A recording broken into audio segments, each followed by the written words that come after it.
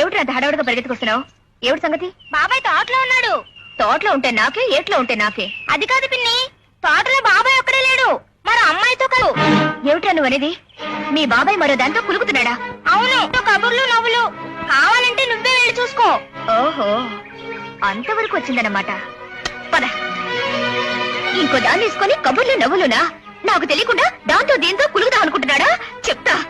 నేనుండగా ఇంకో దాని వైపు కన్నెత్తి చూస్తాడా? ఎన్నుకుంటారా మీ బాబాయ్కి? ఒక్కటే పిన్ని. ఏమిటి అలరి? నా చేయి దగ్గరగానే ఒళ్ళు పరవశించిపోతుందా? రా, ఇంకా దగ్గరికి రా. జీవితాంతం మన ఇద్దరం కలిసే ఉండాలి.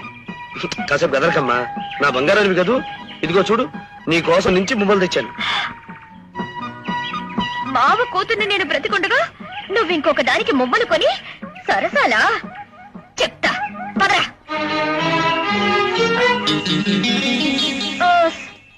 ఇంతేనా? బోల్తా పడ్డావా పిల్ల? నేను పరాయి ఆడదంతో ఉన్నానని నమ్మి కోపంతో పరిగెత్తుకొచ్చావా? ఏం కాదు. నేను ఎవరితోనూ ఉంటే నీకెందుకే కోపం? అంటే నీకు నా మీదేముంది, అవునా?